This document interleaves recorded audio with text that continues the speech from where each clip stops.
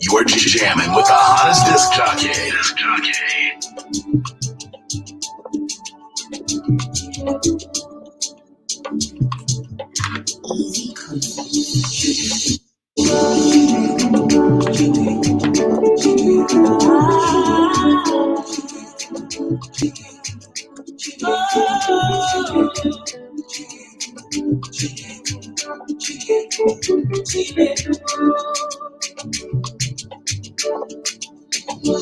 Anywhere you lead me, I will go. 'Cause you are the way, truth, and the life. Jesus, you never leave me, no forsake me. Except you build the house, the build that build in vain. Me and the fallen alone. Anywhere you lead me, I don't know. Jesus, my life is for your glory, your glory. Chinedumo, taking me high. Jesus, you never leave me, no forsake me. Chinedumo, you're taking me high. Jesus, my life is full of glory, of glory. You make the little things I do be like saying I'm big oh. Your grace makes a difference, just they embarrass me, oh. I like it, oh. I like the way you lead me, oh. Promotion everywhere, contract everywhere, plenty money everywhere, but you can lead me every day. I say I like it, oh. All right, good morning. Welcome, ladies and gentlemen. The time right now is 9 a.m. here in New York City by the grace of God. As you're coming in, I want you guys to go ahead and share this video on your page. Let's get more people connected because what we're about to experience today, it's possible for you not to be able to recover from it for a very, very long time. All right. I can see a whole lot of my fans popping up right now. We got almost about 93 people right now watching from all over the world. Thank you very much, Yomi. God bless you. Adetunji, God bless you. Adeola, God bless you. Kende, Patience, God bless you. Pius, how you doing today? Come on. Let's start sharing the video and let more people connect.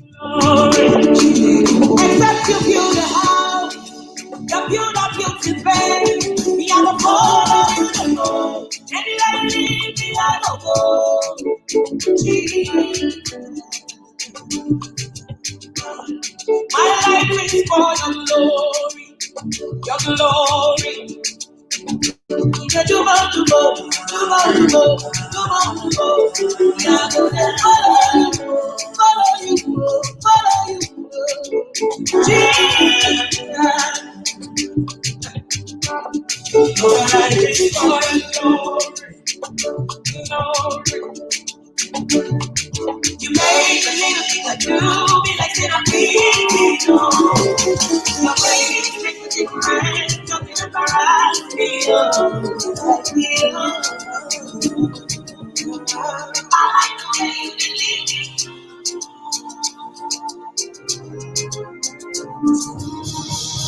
All I want every time, people see I kind of win. You are the living God. There's no one like you. Who am I? Who am I? Who am I? Who am I? You are the living God. There's no one like you. Who am I? Who am I? Who am I? Who am I?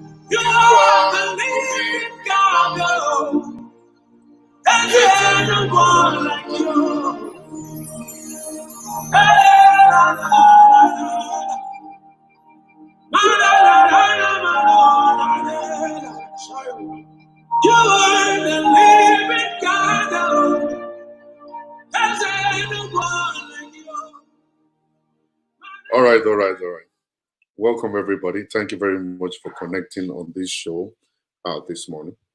My name is Shola Jordan Adeoye, as you all know. We're going to be experiencing something brand new on this show this morning. Listen, I want you guys to quickly just start sharing. Share this video. Let a lot more people connect on the show because we are about to deal with family issues. And I've traveled all over the place trying to find someone that is qualified to be able to share the word of God with us.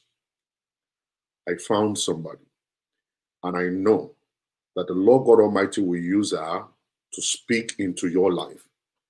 It's possible for her to be able to speak into your life today, and your marriage will no longer remain the same. The anointing is upon her life. She has been teaching the word for a long time, a seasoned teacher of the word of God. Let me tell you, call somebody right now, tell them to connect, call your families, call your friends, let them connect. Let me tell you something. What we're about to experience today, if I charge you $100 to come here, it's actually too cheap for what you're about to gain. You need to get your pen, your paper together. You're going to start writing points down. And you will eat the word of God today, and the word will become flesh in you. And by the time the word will become flesh, your life will no longer remain the same. Let me tell you this, ladies and gentlemen. At the end of coronavirus this season, a lot of homes are going to go down. And that's not our prayer. We don't pray for homes to be destroyed. But certain things are going on right now in the foundation. And that's why I want to bring this to you so that we can find a balance. So that at the end of this season, we all are going to stay connected, married, and happy at the same time. All right? Now, before I bring my guest in, I want to quickly let you know that I still have copies of this book, My Wife, My Life. If you need a copy of this, quickly make a phone call to me or send me a WhatsApp message. I'm going to ship it straight to your door by the grace of God. Inside of this book, you're going to see and you're going to be able to read about the secret to activate the hidden treasure in your wife. You will know how powerful your wife is and how you can use your wife to your advantage. All right. And then if you are a lover of music, I have Yemisi Adeshola right here, Thanksgiving. Fantastic music here. You need a copy of it also. Feel free to call the studio. Aditu Go right here. Is my God. You see, let me tell you something. You can't listen to this song and remain the same. You need a copy of this. Give me a call in the studio. And finally, Micaiah Tantoluwa, No One Like My God. This is awesome CD here. And if you want to get blessed, you want to drive on the street and listen to good music, this is the one for you. And the Lord God Almighty will bless you in Jesus' name. Without wasting your time, let me quickly invite my guest to come in. And we are going to be on the show fully. My God, here she is. My goodness. You can see her smiling right now. She know they smile. Oh. This woman, they beat the devil right, left, and center. Devil is in trouble today. All right? Folake, how are you? I'm very well, thank you, Pastor Shola. Fine. You're looking so beautiful. You look like you are 15 years old. Thank you very much. For the benefit of people who do not know you, can you tell us who is Folake Daniels? My name is Folake Daniels, as he has introduced, and myself and my husband, or should I say, I pastor along with my husband, Lighthouse Christian Outreach Center, Lagos, Nigeria. And we've been pastoring the church for about 13 years right now. And before then, of course, he was a pastor with Daystar. And we have just been on this journey for a while. We've been married for 23 years. We have been doing marriage counseling, from even before then.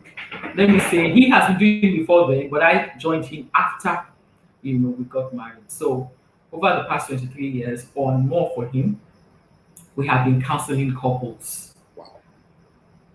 Yeah. That's beautiful. And Without wasting our time, I know you're a qualified counselor, and I know you know a lot. You are a pot of wisdom, a pot Hallelujah. of knowledge, a pot Hallelujah. containing the Spirit of God, and a well Amen. exposed, a well experienced woman of God. Now, Yes, God. we're experiencing something that we have never seen before, Yes. COVID-19. Yes. And I looked at the whole system right now. We are all being locked down. We're in the house. Husband and wife, they see themselves or each other every day. And Yeah. it is there. Everybody's exploding. The man is saying, I'm tired. The woman is saying, I'm tired of nagging. I brought you here today to tell us what effect can coronavirus cause on a family. Coronavirus on the family. COVID-19, as we call it, on the family. Yes. Okay, so if a marriage was not strong before COVID-19, if the marriage was not strong, definitely it would have an adverse effect on the marriage. Because like you said, before we will go to work. So I don't know how it is in your own client, but here in Nigeria, people leave the house to go to work as early as 6 a.m., don't get back until 10, sometimes 8. So you spend little time with your spouse, as it were. But now we're locked down for a whole month. Some places even more than a month. So you see yourselves 24/7, the children are with you 24/7, and you cannot ignore. So maybe before you had been ignoring, but because you're in close proximity now, you cannot ignore. So coronavirus has put a great deal of pressure on marriages that were not strong before now. Has put a lot of pressure on marriages, on unions that were not strong before now. Again, as that is the flip. For the flip side is also that for people who were actually working on their marriages, who had planned to work on their unions, coronavirus gave them time, has given time, the kind of time that you would not have had ordinarily to work on your marriage. So if you're one of those people that had identified before now that there are issues and we need to straighten out these issues, this time had actually gave people opportunity to work on their marriages. So it is both sides. There is the advantage of it, and there is also the disadvantage. And of course, for the children, for people who did not know have time for their children before now, you had time. You are not going to work. You are not going to anywhere. All of us are in the house, together. So it has advantages, and of course, it has disadvantages. But like I said, for the people who already were on their way out, this probably will just hasten the journey, so to say. So it has both advantages and disadvantages. Can you break it down to us more? What are more of the disadvantages of COVID-19 lockdown over the family or the union of two people? Okay, so like I said, if before the marriage was on the brink of giving way, when it's like you there's something that you do not like, or there's something that you have been avoiding. So maybe what you had been doing with your spouse before was that you make sure that you don't spend too much time together. Once somebody is coming in, the other person is going out. Going out. Yes, so that you limit the time you spend together. So now you are at home 24/7. It is not possible for you to ignore maybe the things that you had been ignoring before. You say this woman is dirty, this man talks carelessly. Now you are locked in the same space for 24 hours. You're not going anywhere. So it is very easy to begin to, even where you were not seeing problems before, it now becomes easy to see problems, to see issues where there were no issues. Also, for me, what I see, what I have seen happening so seriously is the financial pressure. Mm. There's been a lot of financial pressure on the home, on marriages, because some people, somebody was telling us like last week, myself and my husband, we went to visit them, and was saying that they had cut they had half their salaries for 3 months, starting from April. As they were going on the lockdown, they had told them we cannot pay 100%. So we're going to be paying you 50% April, May, and June upfront. Some people have even lost their jobs. Some people have said, I am an entrepreneur, for instance. The whole of April I could not work, so I did not pay. I did not pay. So I see that financial pressure a lot around us here. I know that over there in your client, government came to the aid of some people. I know I heard that in Canada, some people were being given money. You know, if you had a job and you were not able to work, some people were being given. But here, there's nothing like that. So I see a lot of that financial pressure. And you know what financial pressure does? Even when you were okay before, the financial pressure, they have said one of the main reasons of marriages breaking down is finances. So when you don't have money and your children are staring at you at home, you are looking, you want to eat now. And when you're at home, you eat more when you're not working. Of course. When you are working, you are occupied, so you are busy, you're doing something. But when you're not working, you eat a lot more. So maybe what your budget is for the month, you have finished the budget in 2 weeks.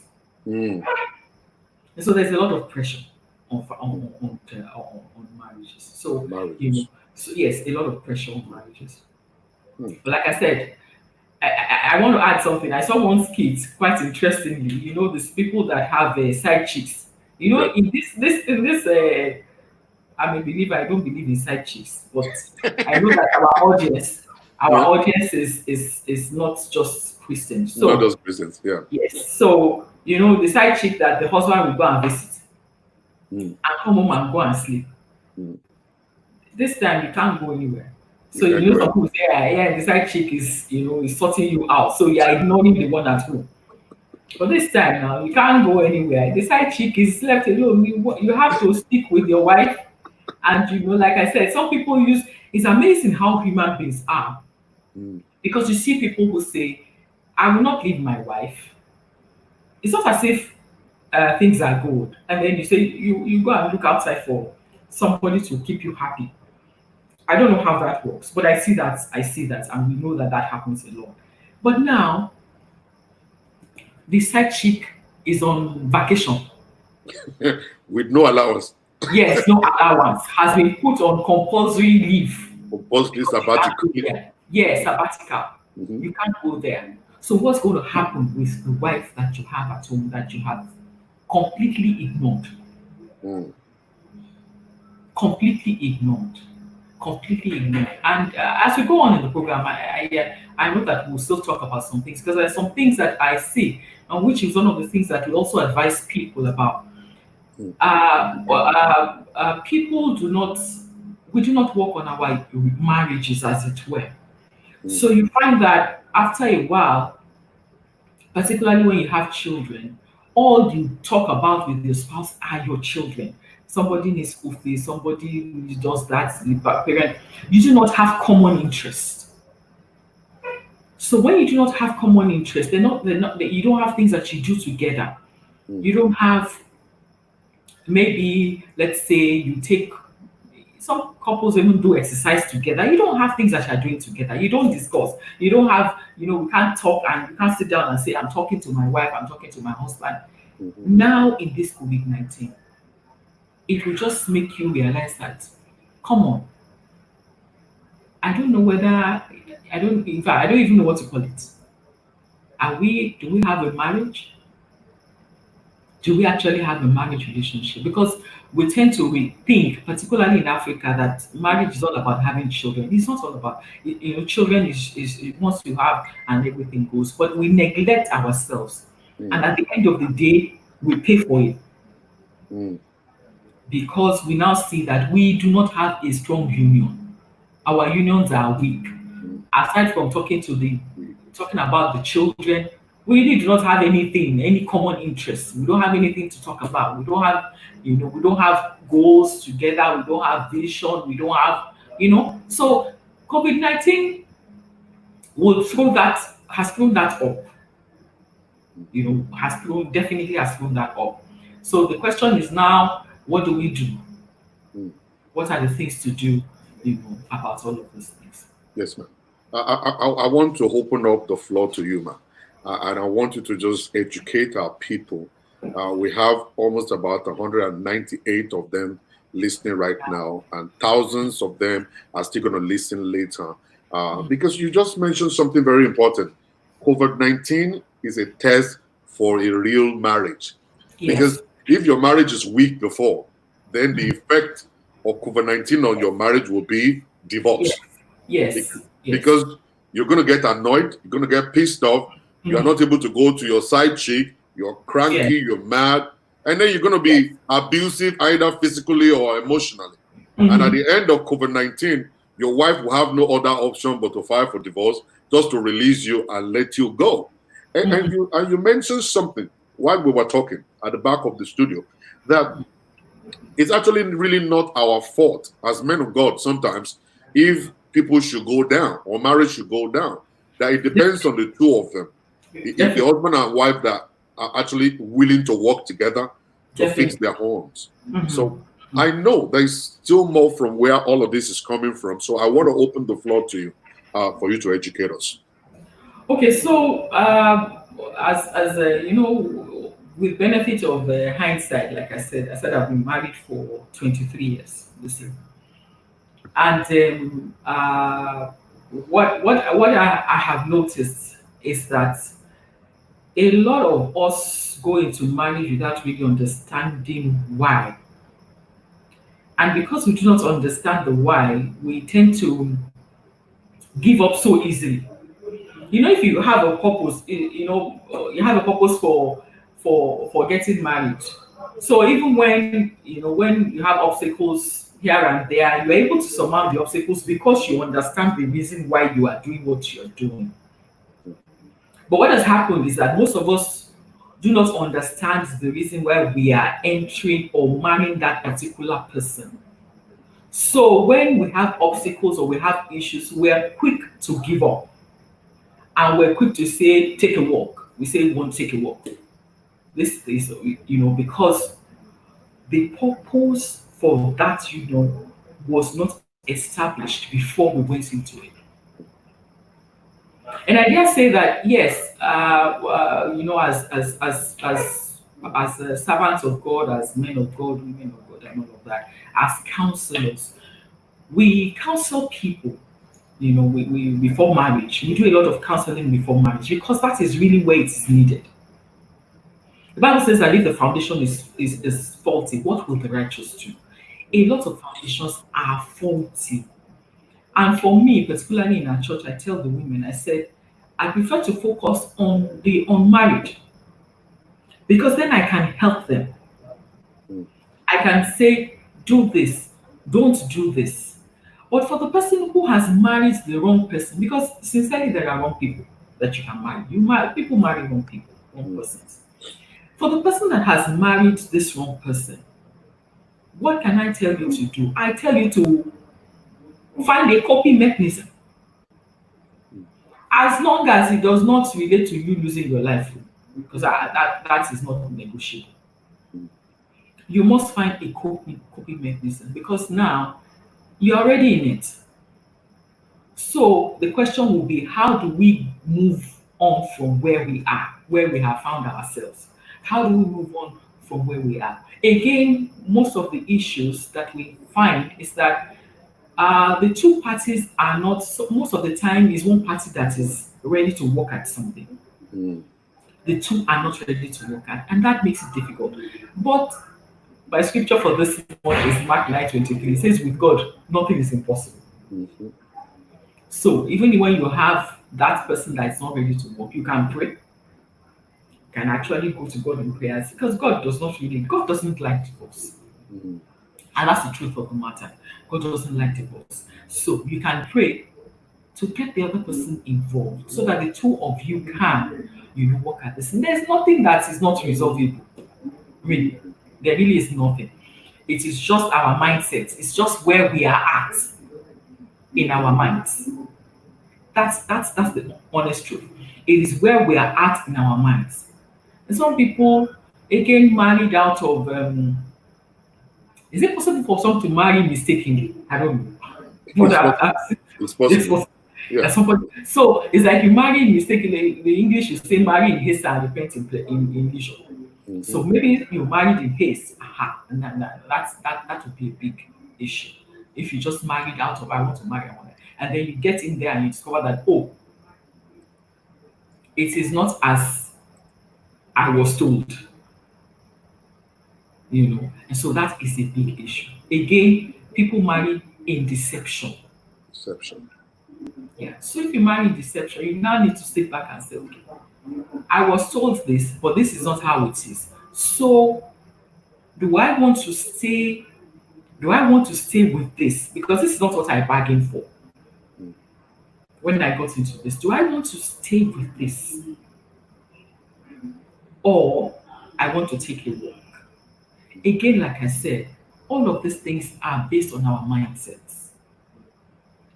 What is that operating mindset? Like, what is the operating system? Like you say, what is the operating system? What is the operating mindset that you have concerning your marriage? What is the mindset that you have concerning your marriage? So it is very important. Very, very important. There are no issues that cannot be resolved. Though. There is none under the sun. There's no issue that cannot be resolved. But then it will involve the cooperation, of course, of the two people in it. Like I told you before we started, if the two people say they want to take a walk, really, what can you do? Nothing. There's nothing you can do. There's nothing you can do. The English say you can take a horse to the water, you cannot force it to drink. Okay. So even if you try and push and push and push, you will have to stop somewhere because you will not live with them in the same house. They are the ones that are in the marriage. They are the ones that can decide exactly what they want to do, and how they want to go, with their marriage. That's awesome. You mentioned something right now, and I could see that people are actually really, really excited about that. You can take the horse to the stream or to the riverside. Yes. The horse is going to follow you. Yes. But for the horse to drink, it's now the responsibility of the horse to make up his mind to drink or not. Yes. You can't force it to drink. Yes. You as the rider cannot force the horse to drink. And it takes two to tango. And if the two people are not ready to work on their homes, there is nothing a counselor or a pastor could do. But because I love to balance up the show. Majority of the people that are watching us here, they are Christians, and many of them are divorcees, and the church labeled them to be devils or bad people because they walked away from their relationship. Many times people do quote scripture. You have no right to get divorced as a Christian. You have committed a crime. That's a sin for divorcing somebody and all kinds of stuff. What's your take on that? What's your take? I believe that once you choose life, you want to remain alive for your children. I personally don't see anything wrong in it. But they see a whole lot of people teaching they have to remain in abusive relationship. The husband wants you to stay. It's abusive. You've got to stay because you're a Christian. What's your take on this? I believe in the sanctity of life. Sure. Life is precious. And I say to people that I say it because your life is much more precious than marriage.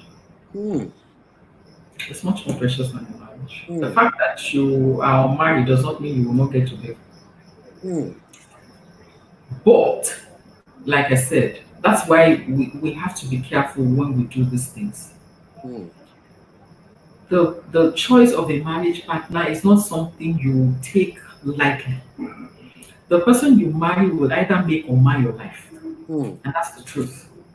The person you marry would actually determine how far you can go in life. Mm. There's no gainsaying that. So God hates divorce. It is written. Mm. But at the same time, if your life is at risk, Mm. I'll say take a walk. Take a walk. But then again, you know that even in scripture, Paul was saying that Paul said something about assuming that you married an unbeliever. Mm. And the unbeliever, you now become a believer, and the unbeliever decides to stay, say let the person stay. Mm. But if the unbeliever says I want to go, say let the person go. Mm. So it is possible that some of the time when we see all this issue, it's possible that you are not even responsible for the divorce. Mm. The other Maybe he partner, is. the Or the partner, partner. yes. Yeah. When somebody says, I don't want you again, if I see you, I will cut off your head, are you going to stay there? Mm. Because I have seen, we have heard of such issues. Say, if you enter into this house again, it is your dead body they will carry. Or you want to wait until he carries out the threat. We are going to pray, and the angel Michael will appear in the home No, and no, take this no. Stop, sword stop, away stop from the doing man. it. Like, you have, no, no, no. Please, let's stop doing all of that. Let's stop doing all of that. I tend to quote a lot Holy of, Michael, go alu, no, I tend to quote a lot of proverbs. It awaluda. said that he who, like, I don't want to speak Yoruba because some of your people Speak the I Yoruba, don't we like understand. that. Okay, it says agbo to fẹ̀yìn. Mhm. Sometimes you have to retreat. You have to feign. Yes, you have to retreat. They say again that moja mosa. Maki Konjulogun. Yes, it's not all wars that you say yeah you're powerful, you're powerful, you're powerful, and then you just dive in. No, Mm. you sit down and think about it. Mm. You think, you weigh. There are always costs. You weigh your pros and your cons. What is this? I tell you, I believe absolutely 100% in the union of man and woman. Marriage, 100%. Mm. It's the first institution that God created. It is the creation of God. And Bible says that everything God created was good. It's still good up till now. Mm. It is us humans that have messed it up. Wow, God has not changed his mind. that's no changes, man. No, no, no, no, no. Whether in the 14th century or in the 21st century, it Mm-hmm. is still the same. It is us humans that have messed it up. So, if the other party says, go, except you go, there's no peace. You have no choice but to go. Because like I said, the sanctity of life supersedes you being in a marriage. It is the person that is alive that is married. If somebody is dead, are you talking with the dead person about marriage? Or what No, is it? no. So if you have to choose between your life and the marriage, you will choose your life. You will Mm. choose your life. Wow. Very important. You will choose your life. Mm. But then again, don't take that because, like I said, what we have seen is that a lot of people even enter into it without being truthful to themselves. Mm. You are not truthful to yourself. But when I was, Yoruba say something like, okay, I will say it, you will interpret. Abi? I'll interpret it. Say it. It says, Ojulomo Toyonu. Ah, When you see yeah, Legon. someone, It is the eyes that no, knows what will belleful you. whatever, you see someone, even before you marry the person, you should know now. Intuitiveness should let you know. Mm. And when something is too good to be true, it really is not true. Mhm. So when you see someone, you should be able to say, with this person, can we go on this journey? Knowing that this journey is not 1 year, it's not 2 years. Mm. You spend more time being married than being single. All things being equal. Mm. All things being equal. You spend more time being married than being single. So if you, before you marry the person, you should be able to, judge. But if we ourselves are not in a good place, then we commit that first error, that first blunder of going into it with somebody that you really cannot work with. Do you understand? So that's important. That is so key. But like I said, being a divorcee, because that's where we started from. Being a divorcee is not God is a God of many chances. Let me just say it like that. Not even just second. God of many chances. The God of many chances. But that is not like it's not. You don't take it like license for. You don't intentionally do things. Yeah. Yes. Okay. Yes. Now, like I said at the beginning, COVID-19, we are all in the house. Like me, I live in my basement. My wife and my children, they are up there. You said so. I'm not tired of seeing the face of my wife yet. I'm still very much in love with her. The amala is still on point. The ogbono soup is coming down to the basement like every 3 days. Whenever the fasting is ready to go on, she will send a text, "We are fasting today." So no food. So, but there are some people, they live in the same house. COVID-19 lockdown is bringing the animal out of the wife and out of the husband too. And they have already made up their mind, like you said, it takes two to tango. They made up their mind already. We're going to get divorced. You go on your way, I go on my way and stuff. And you know that we pastors, it's not like we want to kill you, but we really don't want the home to break. We want to be able to do something or the other to be able to keep the family going. So I believe in what you just described to us as per marriage, divorce, and the plan of God. I believe in it. But is it still possible for we as men of God to still save homes, even though the individual differences, the pressure as per money, pressure about job, and everything is actually bringing things down? I can spot my pastor right now, Pastor Ayo Daniels, is online already. He's cautioning us not to speak Yoruba. He's cautioning. We are Yorubas now. Why? Mommy, you know what? I am going to behave myself now. No more comedy. My pastor is online. I have to be a pastor on this show. I hear you. No Yoruba again. I am converted to an international man. Okay. So, coming back to my point. Yeah. Is it possible, even though the marriage is about to eat the rock, is it possible for pastors, counselors to still save the marriage in case the two of them are still willing? Oh, no. So you have given, that is the first. The two of them are willing. Once they are willing, no, everything is that's the most important ingredient. Once they are willing, that's fantastic. Okay. That's fantastic. But if only one is willing.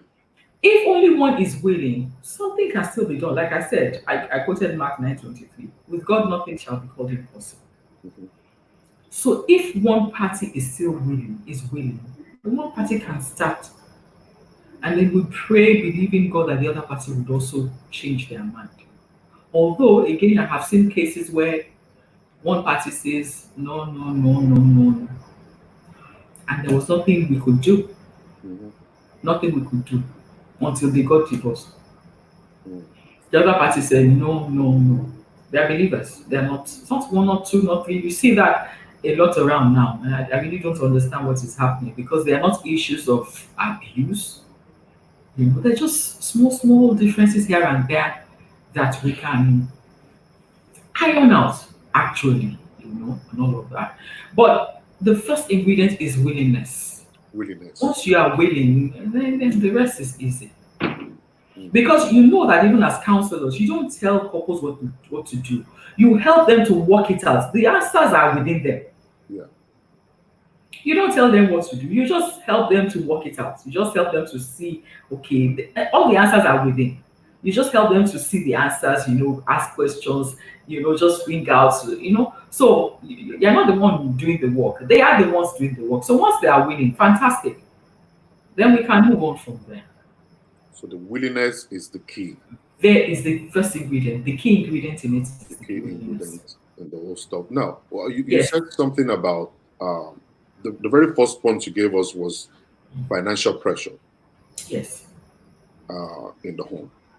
Mhm. You know, the man is no longer going to work, no salary is coming for him. The woman is not going to work, no salary coming. The children are expecting you guys to put food on the table, pay bills. They don't pay bills, but they only enjoy the benefit of the bills. They even tell you the things that you should do, sir. You should do things you buy. I want uh, pizza. I want macaroni and cheese. But that is saying I'm buying 1 cup of gari. Everybody will drink it, and the kids are crying. So the pressure is going to come on the father and the mother. Yes. What do you think people can do? Now, in Nigeria, you guys have not experienced coronavirus. You guys are experiencing malaria. So malaria that is catching you guys in Nigeria. How is that? Because if it's corona, you said what, man? There is. In Nigeria? Yes, there is. When I saw your isolation center, they pack all the bed already. No, people have died. There's coronavirus, but like we have been discussing this for some time. I just feel that because of our climate and because of our makeup, I think it has prevented, us. Like you said, it's not, like you said, we have been suffering malaria for thousands of years. Yeah. We have the kind of immunity that you guys over there don't have. So I feel I think it's our makeup. There's coronavirus, there's COVID. People have died. People are still dying, But I think our makeup essentially is what has acted as a buffer for us. And that's why it has not, because the ordinary Nigerian is exposed to, how we are now, hygiene everywhere, dirty, and when you were growing up, what you used to. I know now. I agree. Yes, that those things are the things that make you strong. Know that it's rubbish. So I think it's our makeup that has really not made it be like it is. Over here. There's COVID, yes. There's COVID. There is. Okay, you guys have COVID-20, not 19. Okay, now so okay, if you say so. It's COVID-20, not 19. Okay, all right. So how do you think, or what do you think will help the family to be able to relieve this tension? Because I'm looking at divorce everywhere now. I'm a counselor. I've been receiving calls from everywhere, especially in Nigeria. Essentially by finance. If 2 people call me in America, I'm talking about 7 people calling me from Nigeria. And the issue right now is I want you to sign on my divorce. I'm about to walk away. And it's just the issue of money. Why? What do you think can help them? That's tough because, see, one of the fallouts of this COVID-19, like we're saying, is that it has shown us that for us in Nigeria here, we do not have a good savings culture. Because if we have a good savings culture, and we saw that even in church, we saw that around, we were just home the complete lockdown in Nigeria was just for April. It was just the whole of April. And if in 1 month everything has gone south, then there's a problem. Do you understand? There's a challenge. There's something that is fundamentally wrong. Because either there was COVID or there was no COVID, you would have eaten anyway. Do you understand? So if we had backup, and I don't think it is wise, particularly for people who have children, not to have. I understand how Nigeria is. Like I told you, I'm an entrepreneur. I did not pay my staff in April because we did not work. Do you understand? But at least I paid them March. So even if you were coming to work, the salary I paid them in March is supposed to keep them until the end of April. So the way we began to see issues springing up, it was quite it became a matter of concern for us even in church. Mm. Because that shows us that yes, things are tough. And that is not news. It's not news that things are tough. That shows us that we do not plan, we have not imbibed a culture of planning. Mm. We have not at all. Because, like I said, all this corona we're talking about, all of these things here, maybe 10 weeks, April, May, yeah, maybe just about 10 weeks or so. So that shows us that we do not have a culture of planning. And that's something that we have to rectify. No matter how much you are earning, money is never enough. Can never be. It can never be enough. So you have to make up your mind to save. It has to be by determination. They say, the money is not even enough for us to feed. It can never be enough for you to feed. But Pastor, where we didn't keep the money? In the bank? Yes. The banks are folding up like any day. Banks are not folding up like any day now, Pastor Shola. That era has passed. Banks are not folding up like any day. No, that's not happening again. So in case the bank should close down, I can still get my money back. Banks are not even closing down again. That era has passed. I understand. Yes, it used to, but that has passed. We have fewer banks now. At that time, we had quite a number of banks. We have fewer banks now. Okay. We have fewer banks now, and there are a lot of things have been put in place for that. As whatever against that. So you put some money. We're not talking finances here now, but we're talking finances in the family. You start with savings a bit, and then you know how you invest and all of that. But that's not our topic today. So if it is an issue of finances, I dare say that the issue has been there before Corona. Mm-hmm. Do you understand? I know. It is just Corona that has brought it out into the open, so to say. So there is no quick fix to it. There's no quick fix. It is now the two of you going back to the drawing table and saying the way we have been living before, we cannot continue to live that way. Nobody ever thought that this kind of thing would happen. How? No. Yeah. So you cannot, and let me tell you, I know that yes, the men are supposed to provide. I think that is now traditionally. Do you understand? Because over there in your place, I know that both the man and woman are. The society is built on the shoulder of two people. Yeah. Of two people. And that's something that we need to begin to look at back home. Yes. That's something we need to begin to look at back home. The man, yes, should provide. But again, I think that man providing helps is boost the ego of the man and makes them sometimes misbehave because they will say, I'm paying everything, I'm buying you, I'm buying. That's why I say a lot of men cannot even live some abusive marriages. Yes. Because they are not empowered to do anything at all. Mm. So they say, if I leave, where will I go? Where will I start from? I don't have any money. I don't have anything. So that again has to be looked at. The man should provide, but the woman should also help her. And if the two of them were working together before now, then this will not put that kind of pressure on, on the marriages as it were, as we have seen, during this coronavirus. Now, let me bring you back a little. Yeah. You said something just now about where will I go, and stuff. Don't you think it's time for the church to start preaching a balanced message? Spiritually, What do you mean by biblically, we're supposed to say God hates divorce. Okay. Yes. Now, 1 Corinthians chapter 7 says that if you are married to an unbeliever and the unbeliever is willing to leave, let him go. That's a ground for divorce. And Matthew chapter 19 verse 9, it says that if a man should leave his wife and marries another one, he has committed a sin unless there is sexual immorality. Now, because there is sexual immorality, there is a ground for divorce. So to me, I believe divorce is biblical because there are grounds in the Bible that support divorce. Okay, Pastor Sean. Yes, ma'am. Yes, there is ground because it says sexual immorality. Yes. But you and I know, and I'm not preaching turning the well. It depends. Everybody has. We all have.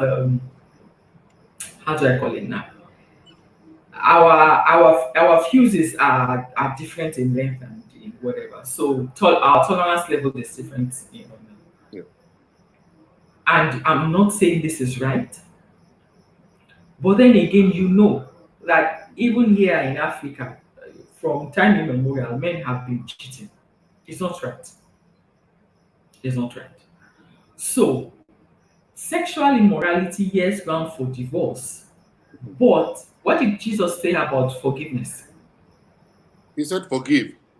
And that's How what many First times? Corinthians said too. If you are willing to live with a person, go ahead Yes, and live. how many times? How many times? 70 times, 7 times. If I'm right. Aha. So yes, because we have to be careful not to take something and run with it when there are other things that are But Pastor, attached. how many people can actually in the flesh forgive somebody 10 times? You are not supposed to do it in the flesh. Thank you. No. And that's the point. The life of a believer cannot be lived in the flesh. Okay. You cannot. But ma, how many of the people that are in our churches today are actually men and women of the Spirit? And that is where the issue lies. Okay. Because right now, and that's why I say, so what is happening right now is that we do not have disciples of Christ. No. We do not have a lot of disciples. People are just looking in our own climb. People are looking for a way out of poverty. You know how when you go to pastor has become a balawo because pastor will pray, you will have charge, you will have whatever and all of that. So, and the Bible talks about, he said they were first of all called Christians in Antioch because they saw that they were Christ-like. Christ-like. So we are supposed to be disciples. And so you thinking that you can live this life of a believer in the flesh is totally wrong. You cannot. You cannot. But again, a lot of us now as believers do not even know what we have received. Because, of course, as the pastor, you see that there's some things that should not be spoken about. There's some things that should not be heard. When you hear some things from a believer, you are looking and you're saying, was that a mistake? Or did that person did not know? And it shows us how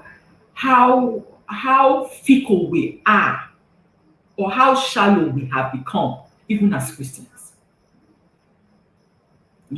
So when we are preaching, when we're talking about this, so I think our emphasis should actually be talking about living as believers, living as Christians, a life in the Spirit. You cannot forgive in the flesh. It's not possible. Now, my point, man. And John 1:12 talks about it. Say, as many as believed in too, then he gave power. Yes. To be sons of God. Now, my point that I was trying to drive out, is that you were talking about women saying, where will I go if I should leave this abusive relationship? I don't have anywhere to go. So the best thing for me to do is to sit down and just continue to be here. Maybe God will change this man one day, or maybe I'm going to be in my grave and then I'll just go to rest. Now, if women are being empowered, as in like, let them prepare themselves, let them have a career, let them have a way of making money, let them be independent people. Because of our teaching, our preaching, these people are not born again. Like I was saying at the back of the studio, I said, Mommy, you know that men, they pretend to be, I said men are not born again. They just live their life. That's why they have side chicks. That's why they commit adultery. That's why they do all what they do. I said, but women pretend. They come to church. Even though they are not believers, they still come anyway. Maybe Pastor Folake will have a word for me. Let me pretend and go there and say, Mommy, what have you seen about my life? And then Pastor Folake will say, oh, the Lord is blessing you, and that's all they want, even though they are fake. So is it good for the church to start teaching women, empowering women to become somebody in life instead of just living the life of their husbands? Let them live their own life, have their own career, have their own savings account, plus their husbands, but get ready for anything that could happen in the future. I don't think the church is teaching women not to do. It is our culture that is affecting. It's not the church. No. Okay. It's not the church. It's the culture. It's the culture. And like I was saying, even over there in your own clan, it is the culture. It is the way of life. So here in Africa, it is the way of life that is repressing women. It is not the church. To a large extent, the church has helped. A very large extent. The church has helped. The church has, where there's always a women empowerment, there's always something going on. It is the culture. And unfortunately, even as believers, I like a friend of mine, my very good friend, talks about it is high time we became believers. Particularly men. Don't say I'm an African man. No, I'm an African woman. No, I am a Christian. Live the life of the Bible first. Yes. So it is the culture that has repressed women, unfortunately so. And even in this time, you still think that a lot of people would have, become wiser. But you still see some women because of the culture. As in fact, when you go to some churches, some women are not allowed to go to some churches. Their husband will say, "Don't go to that church," because they're telling you that's the church where your pastor is telling you, you should go. Yes. Why do you think some men say don't go to church? Because they know that when their wives go to the churches, the wives hears things that would, like them and all of that. So they will say, no, you can't go to church. You must stay at home. You must. That's it. It's not the church. It's the culture. It's the culture. It's the culture. It's the culture. And even in this 21st century, and you know what we do? Even as women, it's amazing. Even as women we are our own worst enemies. Yes. Because you see that mother-in-law that went through serious, terrible times in her own time, putting her daughter-in-law through the same.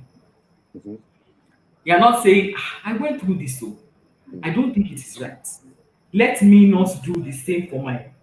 You are the one saying, because I've suffered, you too should suffer now. And so the cycle continues. The struggle continues, and then she will pass it to her children too. Then if she's not careful and she's not regenerated, or her mind is not renewed, she too will think that is the way, it's supposed to be done. So it's not the church. It's not the church. All right, let me quickly clarify something quickly. Now, for those people that are actually commenting right now, talking about 70 times 7 times forgiveness, what pastor is saying to you guys is this: forgiveness is not the things of the flesh. Now, I can tell you how many times my wife has forgiven me. I'm a bad guy. I'm a very bad person. Nobody is saints now. I'm a bad guy. Every time, because we are people of the Spirit, we learn to forgive ourselves. Learn to forgive. And if you are led by the Spirit, committing adultery will not be the kind of sin you want to actually fall into. No. Okay? No. And that's let me tell you something. Let me say something about adultery. Yes. When people commit adultery, we hear stuff like, my wife was not this, my husband was not that. No. It is your decision. It is your choice. If you say it's because your husband or your wife, that means you are reacting. You are not wise. If you always react, you are not wise. What is it that you want to do? You cannot say because my wife is, my husband is, no. Why did Joseph not commit adultery with Potiphar's wife? He says, I cannot do this against the Lord. Mm-hmm. First off. Mm. So if you are accountable, you're a believer and you are accountable to God, Mm. you do not go out and say, I am committing. Eh, Madam, I said no sex. So am I saying the woman is right? Obviously, the woman is not No. right. Mm-hmm. But you do not go out because you are not, like the Yoruba to say, you are not doing the person. You are doing yourself. Good. It's yourself that you are doing. Mm. It's not the man, it's not the woman. Mm. There are consequences for sin, and you will reap the consequences Yes, you will. sooner or later. Mm-hmm. Unfortunately, you would have dragged those innocent children Mm. and the innocent man or woman into that mess. Mm. So you cannot say because something is not, because I hear that a lot. Somebody did not do this, she doesn't even know how to cook. How can you be a wife and not know how to cook? Mm. That's why I went to get somebody. So you are not listening. That's not enough reason. There are, but you're a counselor, you I hear do. such stuff. I do. They say that all the time. Mm-hmm. So adultery is a function of you, Mm. yourself, and you. Yeah. It's not a function of any other person. Mm. You are just looking for excuses. You are clutching at straws to Yes. say, to justify yourself. But it's a function of you. It is your decision solely. Yes. Solely your Yes. decision. And The devil didn't push you. no. There's no devil now. Leave all that matter. Why did the devil push you to jump in the Atlantic Ocean? Thank you. Or why didn't you? No, don't mind them. They just look for someone to put their something on. You must blame somebody now. Say, You know what I'm saying? you must blame someone now. You must blame. So that they will say, it is All not right. him, it is not how. Somebody push you to do this. Nobody pushes you to do anything. You want to do it. You Plain and want to do it. So now simple. we want to talk about the other thing we want to talk about quickly is sex in a Christian home. So many people, they call me, they complain about their wife. One man called me today. And he said, Pastor Shola, I said, yes. He said, my wife happens to be a banker. And I'm a pastor and a businessman. And my wife doesn't want sex 9 o'clock at night because she's not back. She comes back home like 10, 11 o'clock because of the bank work. And then by the time she get back, I'm already in bed trying to sleep. My wife will wake me up by 4 a.m. demanding for sex. I don't want to do sex 4 a.m. in the morning. I want to be able to brush my teeth, clean up, and be able to kiss my wife, make passionate, love to her. He said, but my wife is not available 9 o'clock when I am interested in having sex. Now we are under lockdown. For some time, she was home, I was home. But it seems like it's only 4 o'clock in the morning that she's interested. She's not interested by 9 in the morning. He said because she's still on the computer, still communicating with the bank. And this is now a problem in their relationship right now. A marriage of 15 years is about to go down, all because of sex in a home. How do we help this? You can't go down because of sex, huh? You cannot go down because of sex. We all that matter. People just hype stuff. I said at the beginning that the main reason why you have issues and challenges, it's not as if no marriage is smooth sailing because we're two different people coming from different backgrounds and meeting. It's not possible that you do not rub off on each other. That's not possible.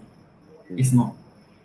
But when you understand the reason why you are doing what you are doing, then you are able to give and take. You are able to reach some compromises and all of that. So saying because she wants sex at 4, if I hear that kind of story, let me tell you the truth. If that person is a pastor and came to me, I will give the person key. I'm telling you the truth. I will pay the person. I don't have time for such frivolities. Sex is important in marriage. No gainsaying that. But there are so many other things that is involved in marriage aside from sex.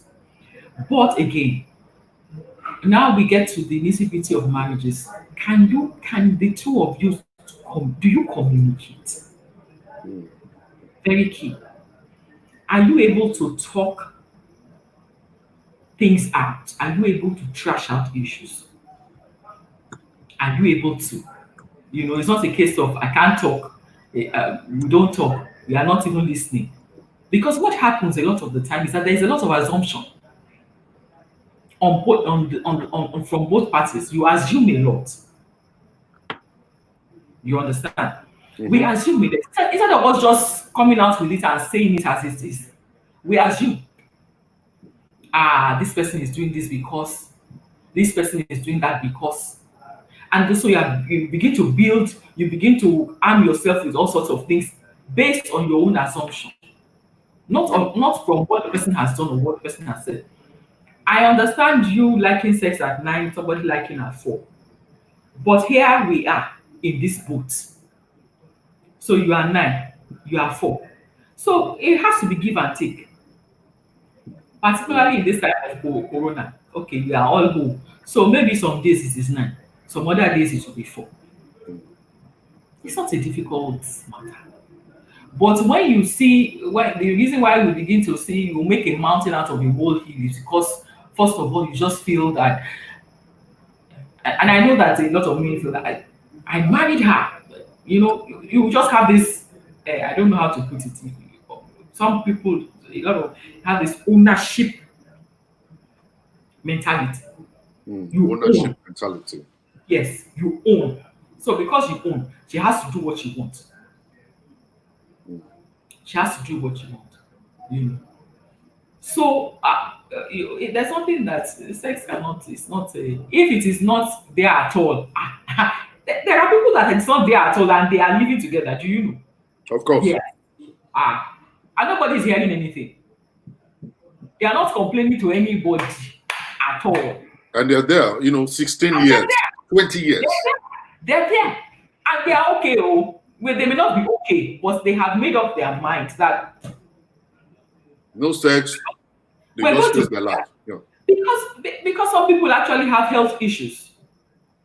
And Mm. there's nothing you can do about such Mm. issues. So, Mm. like I said, it is a lot. It has to do a lot with where am I? Where are you coming from? Where are you going to? Mm. Once you have that at the back of your mind, so the way it settles in. When you have issues, the way it settles, Mm. it just you just say it's a lie. You cannot derail me from where I'm going. Do you understand? Yes. So that's it. So the two of them should come together and talk about it.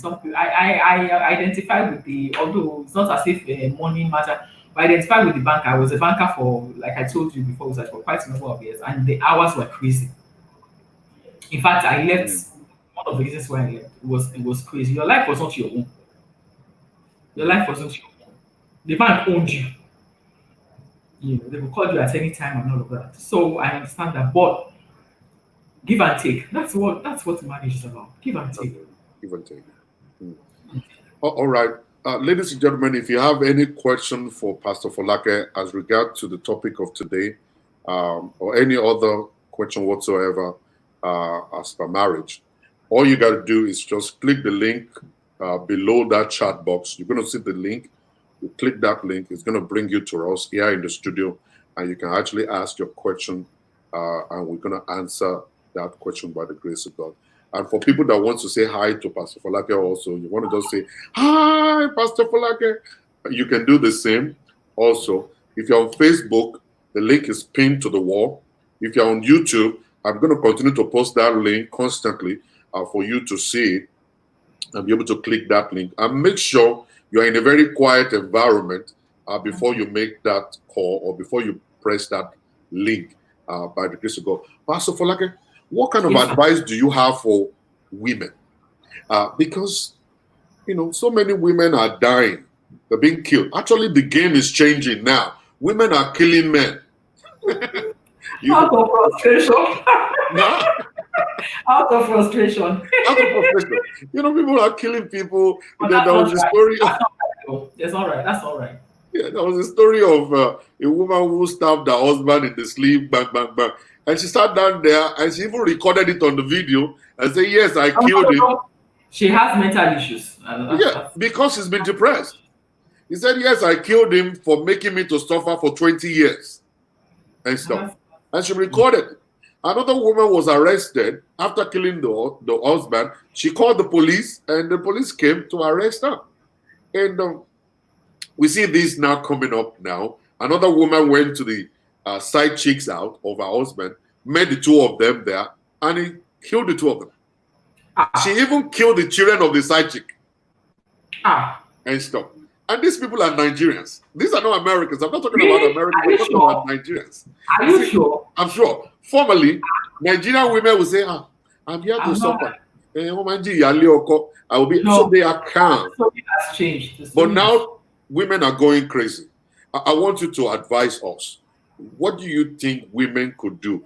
There are therapies, there are counselors that they can go to if they don't want to go to pastors for deliverance. Because most of the time, it's not a case of deliverance now. Thank you, ma'am. So, it's not a case of deliverance. What can they do? Any advice for them? It's not a case of deliverance. It's interesting because I won't say what I want to say. Let me move on. Okay, so it's interesting. But first of all, like I told you something. I said something about reacting. There's no need to react. There's no need to react. Your life is much more important than a marriage. So if a marriage is not working, it is better to leave than to become a victim. Because all those people that kill people now, they will kill them or they will send them to life. It doesn't show that you love yourself. Let me tell you something. There's so many things we do not do, not because of the other party, but because of ourselves. Do you understand? So, even in the case of forgiveness, you don't forgive because of the other party. You forgive because of yourself. So, for me, largely, and that's something that I see that a lot of men do not have, self-love. Self-love. Do you like? So, how much do you when you like yourself, when you really value yourself, you place value on yourself. There's some things you will not do. And there's some things that, irrespective of if the other person is going crazy, you will just be looking. Because you have told yourself, I will not get involved in your madness. So, first of all, value yourself. Very important. Very, very important. You need to have self-love before you go into any marriage. So even if your husband is saying, okay, you're looking at the person and say, are you sure you are not the mad person? Because me, I know that I am very okay. Yes. And yes, I know that because you're in a union with somebody, there's no how the words will not affect you, because words are seeds and all of that. And that is why you need to have that self-worth. Self-worth is very important. It will allow you to know your boundaries. So when somebody else is crossing that boundary, you will know, okay, what am I to do in this place? Am I leaving? If I am not leaving, am I staying? If I'm staying, what do I want to do? What are the things? What are the options? Let me check. Let me check. This caller probably is going to come on. I'm not sure. The person is not connected. Please, Olayinka Aladetuyi, you are not connected properly. Probably your internet is not good. Please make sure you change your setting before making that phone call. Before connecting. And for people that will have to, you have a question for Pastor Folake, click that link and ask your questions. Go ahead, man. So that is the basis of everything. Self-worth. I used to say, and I don't like bad marriages. I do not like it at all. It is better for you to be single than for you to be in a bad marriage. It's better for you to be single. Peace of mind. When you're in a bad marriage, it is hell. So, please, women, marriage is good, but marriage is not a matter of how do we call it, of life and death. if you're in an abusive marriage, and abuse now is not only physical. In No. fact, emotional abuse is worse than worse. physical abuse. Mm-hmm. Just you don't have to divorce. Just go aside. Mm. And I know I talked about, how some people stay there because they say, where will I go and all of that. Again, I come back to the matter of mindset and self-worth. Mm. If you understand, it's not possible that you will not get stable. We say that where there's a will, there's a way. And that's the truth. Mm-hmm. Where there is a way, there is always a way. Mm. Always. It may be difficult, it may be rough, You're but going there to will find it. always Mm. yes, you will find it. But a lot of people are not even willing to give up. So it is a case of some people marry their husbands because of the money. Mm. So when all the wahala starts, they are saying, it's better to be suffering and still be enjoying this money instead of because if I go, So you wait, self-love, very important. Value yourself. Value yourself. Very important for women. Value yourself. Because like I said, the African culture represses women. Mm. We have not been fully liberated yet. We have not been, So yes, things are a lot better, but we are not there yet. Mm. We're not there yet. And I know that even abroad, there's still you still see even that still, happens because the man, and the woman, whatever equation is just not balanced. Mm. So self-love is important. Know what you want. Know what you can't take. Everybody has limits. Mm. By the time somebody is pushing and pushing and pushing, and that's why you get into depression, you get into all of that. Know your limits. Everybody has limits. This I can take. I tell people when they say, like I said, All right. I do. Somebody's, Pastor, yeah. let's meet this person here. Anna, how are you doing? Good afternoon, sir. Good afternoon, Dr. Shola. God bless Fine. you. Thank you very much for this show. I'm Pastor Folake. Thank you very much. I think it was a good question that you raised earlier regards to the discussion about marriage and emotional abuse. Yeah. I had someone ask me a question yesterday. This is somebody who has moved back to her husband during this lockdown. And she told me that she feels that she's been emotionally abused, where this man is saying that you're not smart. And the children are actually even saying that to her. They will come to her and say, Daddy said you're not smart. And when she narrated the whole event, I knew this was emotional abuse.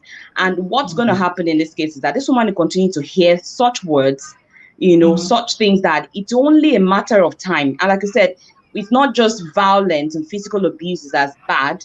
Even emotional abuse is as terrible as a physical abuse. And it's somebody that I know well, and I know she has a strength. There's nobody that doesn't have their shortcomings. I have to kind of reaffirm her that, you know what, you are smart.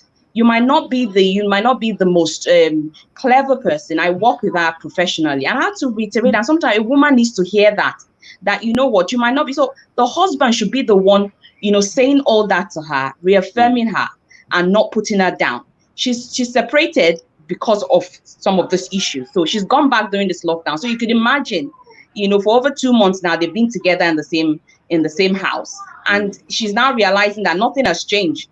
This person still puts her down. This person still say the things that makes her, doubt herself.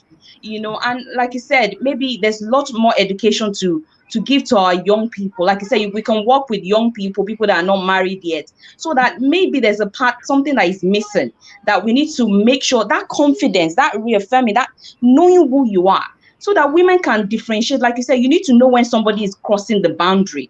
Loving yourself very much, that when somebody is hurting you. Because I asked her, I said, so do you think what he's saying is right? She said it's not right. But I said, well, have you challenged him? Have you told him that stop telling me this? Stop saying that I'm not smart? But some men would that she actually said she has, and anytime she says, you just say, shut up, and just give her that. And this is somebody that, our 2 children with you, will cook your meal, will do breakfast, lunch, dinner. Even sometimes I'm on the phone with her, we're trying to do some professional work. She said, let me quickly go and make dinner. And you're getting that, but what does she get back in return? And it's only a matter of time. Like I said, this lockdown now, there's a lot of cases of domestic violence has skyrocketed because people are now in the same space. that, like you said, is whatever you built. If you built very well, you can stay inside that house. If it's chaos, it means that the lockdown will just multiply, it will triple it, the problem. So like you said, I think we can't underestimate. We have friends and families, people going through so much. And like you said, we are asked ourselves as women. Some people still have 3 children, 4 children in an abusive relationship. So where is the self-love? Where is that boundary? Where can we, having to understand, people understanding boundaries, that you can't cross this line. You cannot say this. You cannot do this. Helping our daughters, helping our sons, amen, Exactly. to be able to understand that. Thank you so much. You're welcome. Exactly. I like what she said about boundaries. Every relationship must have boundaries. Every relationship must there must be things that you take, and you have limits, you have boundaries, and the boundaries must be known to both parties. So we used to joke over here that once you are in a relationship with somebody, even before you get married, and the person is slapping you, say, I'm just joking. You tell the person, no, don't joke. Don't do No, this no, again. that's not a joke. So every relationship must have boundaries. Somebody is telling you shut up. You say no. How? From where? To where? Who are you talking to, me or your child? You can't talk to me like that. And that's one of the things that in marriages it's both parties, man and woman. Yes. Being assertive. Being assertive is not that. It's not being aggressive. Yes, it's not being assertive. Is just saying. It's not talking. It's not. It's like saying. You're not putting blame on the other person. They're just telling the person, I would appreciate it if you do not do this. Or call me these names. Yes, you tell the person, your partner, what you want and what you do not want. It's not a matter of fight. It's just a matter of being, we're in this together. I do not appreciate this at all. I do not. It's not a matter of fight. This is what I don't like this. And it's both ways. The man will say his own, the woman will say. But like I said from the start, communication is so key. If you cannot talk to one another, there's a big problem. A big one. And it will cascade into the other areas, of marriage, finance, child raising children, everywhere. If you cannot talk, if you cannot reason together, you cannot talk things out, then there's a major issue. Thank you very much. Thank you very much. Anna, thank you very much. Thank you. All right, I saw a comment real quick now, and another question came already. The comment I saw was, women should watch what they say to their husband, especially when the man is going through financial crisis. Another man sent me a question here. He said, Pastor, you guys are the ones messing up marriage because you are giving women power to be equal to men. How do we respond to this, man? See? How is that? We're not the ones messing up marriage. The way my God, and that's what I'm saying. See, so this person that is, I want to assume this person that is talking from the cultural, the African mindset. Because that was how it was. Now, when you know what our parents went through. Our parents, many of our mothers died in abusive relationships. Yes, but they had nowhere to go. So we thought they were enjoying their homes. Yes, the word of the man was whatever. Once the man said it, that's the end of it. No argument. No. You cannot say you have another. Once you say so, the word of the man was law. So it is not the way, and we have to be very clear. The Bible says that God made Eve as an helpmeet for the man. Helpmeet for the man. And we're not going into all of that now, but some people say, and I hear people say this, that the bone that was used to make Eve was removed from his side. It was not removed from under his feet. For you to, do you understand? Put him under. I'll put her under. To put her under. Yeah. At the same time, it was not removed from his head so that the woman was. It's Do you not your understand? head. Yeah. It was by the side. Mm. There's an implication for that. The two of you are equal before God, but for reason of how do we call it, accountability of one, somebody has to be the head, and then God has made the man the head. Mm. But because the man is the head does not mean that the woman is inferior to him. Mm-mm. It doesn't mean that we're They are joined both, here they with are Christ. both one flesh. The same. Yes, one flesh. Yeah. That journey of becoming one flesh is a journey of years. Mm. But you know, we're supposed to the woman is supposed to be the helpmeet for the man. Mm. So it's culture that you're talking about. No. God did not create marriage, in the way we have been practicing it. Mm. Mm. All right. One thing I believe is this, like Pastor Folake just mentioned, you as a man, you are the head of the home. You are not there to be a boss. You are just the servant leader. What you're meant to do is to lead your family by example. Yes. Do what you want your wife to do. Do what you want Exactly. your children to do, and they Exactly. will copy you. Follow. Now, Yeah. the responsibility God gave to a man is actually very, very, very, very serious. He said, Serious. man, love your wife as Christ loved the Love the church. church. So if you don't know Christ, you can't know how Christ loved the church. Of the church. And that's why you're failing. You're failing your responsibility because you are not allowing God to speak to you. He's the only one that could teach you how to love your wife as he loved the church. Exactly. Many of our men always demand for submission. Submit. Now, one thing you refuse to understand is this. You must do what attracts submission. Submission just don't come.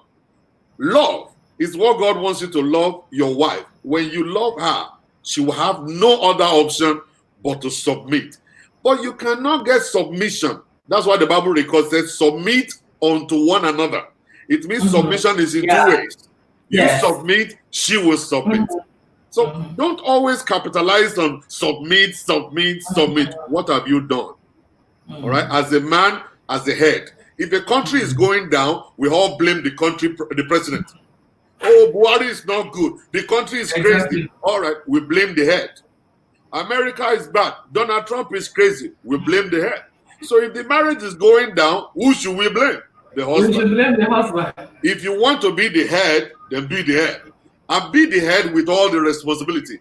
And then you accept your faults as the head of the home. Now, the woman is just the helpmate. She's not the bill payer. So women are not designed to pay bills. They are supposed to help their husband to be able to make life very easy.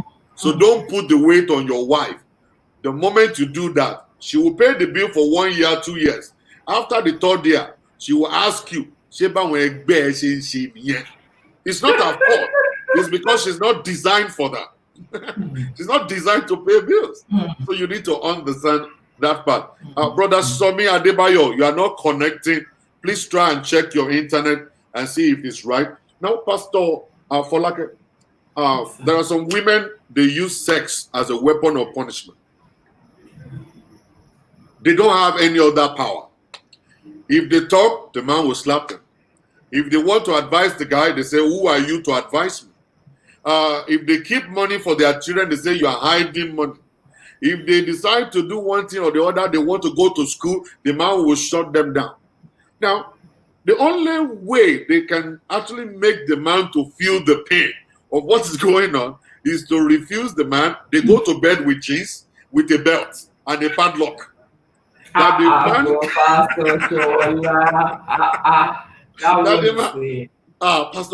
Folake. So women, they wear short jeans to bed with padlock because the man can rape them.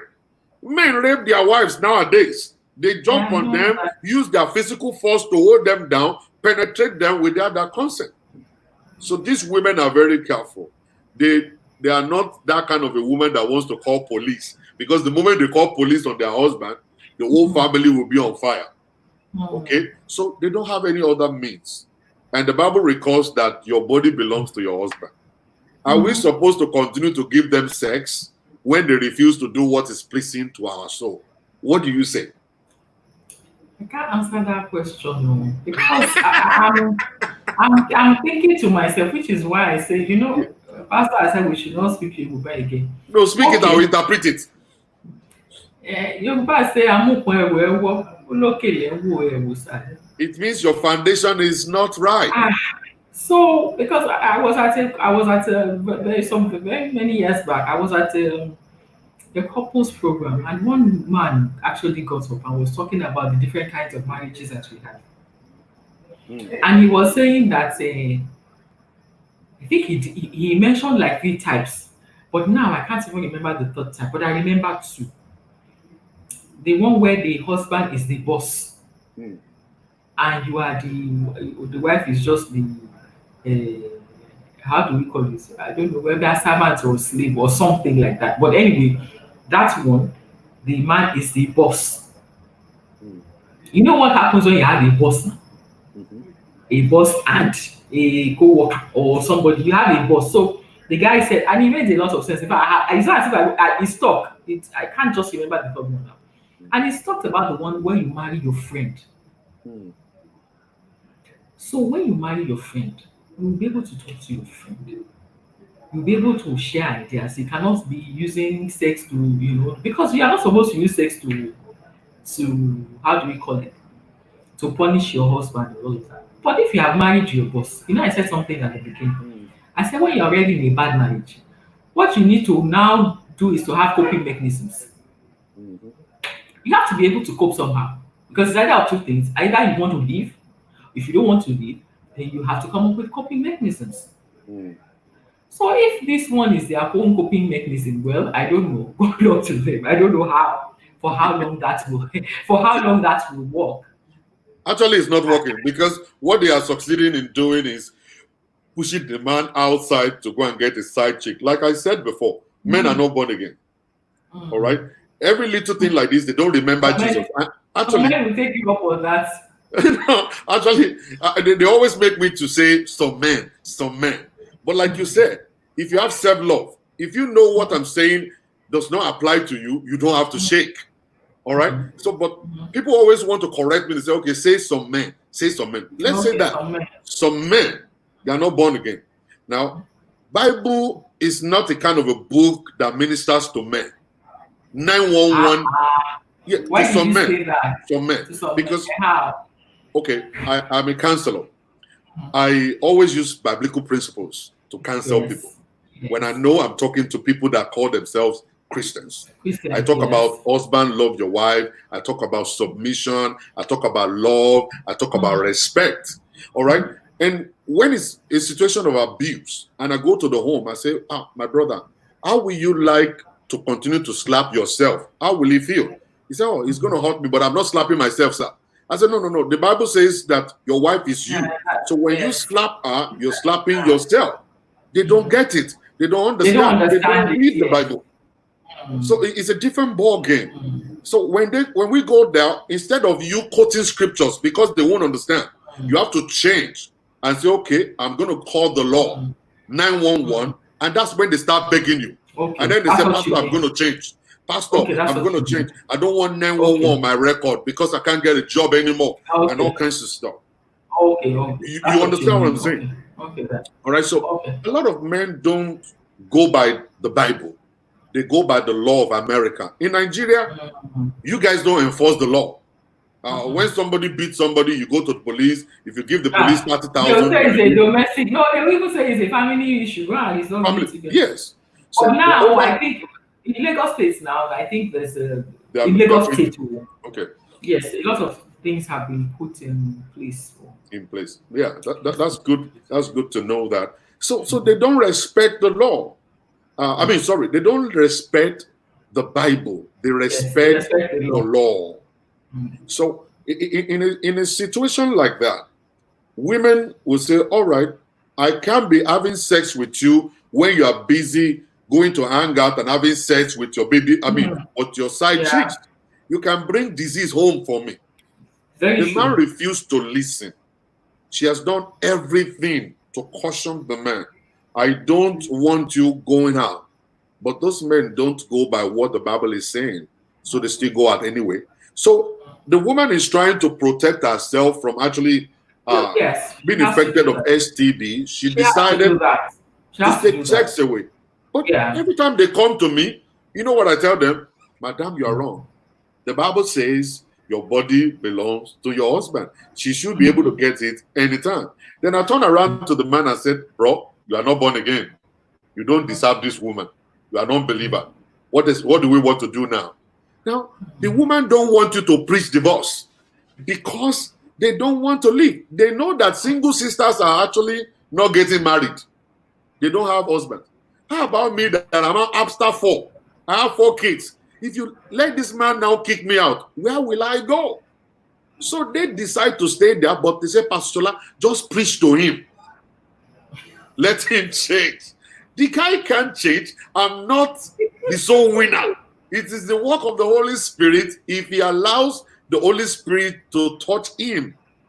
So that's the problem that we are having now. And a lot of people listening, they are already using sex as a weapon of punishment to their husband. Some men also are using sex as a weapon of punishment for their wives.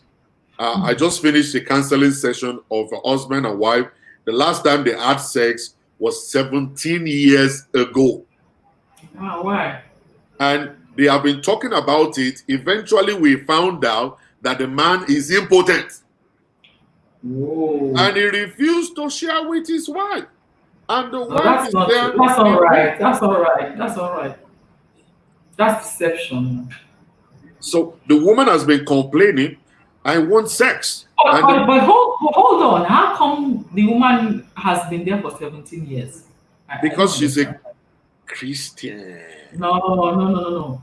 So this would be they have been married for this 17 years, I want to assume. Yeah. No, actually, they've been having sex before. The sex stopped 17 years ago. And she did not notice that there was something wrong. Well, or what? If you become impotent, you know how to hide it. You know how to become born again at that time. You know how to fast for 17 days. You know how to do marathon fasting. And that's the time they move out of the bedroom to a different room. Yeah. That's not right, obviously. That's the time they start working overtime, bringing money home. And they have to find something to compensate for the sex they're not bringing. So they bring money home instead of sex. They bring money home. The heart of man is desperately wicked. Nobody can know it. Nobody can know it. It's a big issue. It's not something. It's not something that anybody can just talk about and say this is the solution to this. The only advice I give people is this: all of these alomobitas, sobonton, Viagra, they will end up killing your manhood. All of these people trying to go outside to find young girls to sleep with, they are using sex enhancement drugs and stuff. The side effect is that they are going to kill your manhood eventually. And then your wife will be the one to suffer if your wife is the faithful type. 17 years of no sex is a big time suffering. And that's why they don't have they are no longer sane. They are depressed, and then they start acting one kind. When they come to talk to pastor, they repeat words like 20 times and say, "Have I told you? Have I mentioned this?" "Yes, madam, you mentioned it 5 times." They say, "Oh, I want to mention it again." So it becomes a mental issue. I have, as you're talking about this thing, I understand what you're saying, but something just came to mind, and it's something that, as a woman, I see that a lot. No, yeah.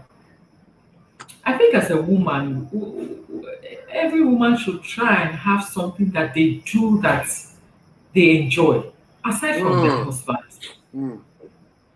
Aside from your husband, your children, you should have something that you do that you enjoy. You should not be afraid to be yourself,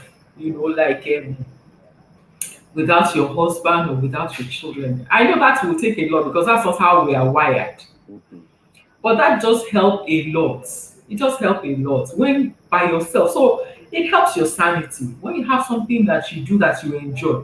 Even if it's just taking yourself out, you just say this is me time. I know some people do that now. Just say me time. Just go and watch a movie. You hang out with friends or So something. You must have a life. so you Yes. agree to women's night out? No, I will not do a night out. No. Although I can have I can go on a holiday with with friends. I have such friends that I can go on a holiday with, and my husband will not No, mind. I know Pastor Yo won't complain, but some Nigerian men will not allow their wife to go hang out with Oh, their friends. maybe the type of friends. Maybe it depends on the friends. Okay. Some friends are not friends. But I think You know. your friend as my wife, supposed to be my friends too. They're supposed to be my Yes. friends too. Yes. So there is no friend that I have that my husband does not know about. Yes. And that are not more or less to say we are even family friends, so to say. Yes. Because all of us have come, you know. But as a woman, you should have stuff that you do by yourself. Because the men do. The men do. The men do. So if you think you want to take a 2-3 days off, because it just help a lot with the emotional stability. Mm-hmm. It does. It does help a lot. You just need to take a breather. You just want to cool down. You know. Mm. And it's not as if Somebody's saying do window shopping. yeah, if you want to do window shopping, just go, just be walking. You can even do that a lot in your place. Just be walking, just be going, just Me, be I walking don't the do world. window shopping. I buy things. You buy. Well, is that really you want to buy? You just want to look sometimes. But women have to. You just have to be sensitive to your makeup. I think that's very important. Be sensitive to your makeup. Mm. All this depression, insanity, killing somebody. No, there's no need for it. There's no need. Should we then advise men and women that maybe once or 2 times in a year they should take their marriage to a counselor so they can actually know where are we? It's Where are not bad. we going? It's not bad. It's not bad at all. That's not a bad advice. We do that here in church. We used to do. We have something like that we do for.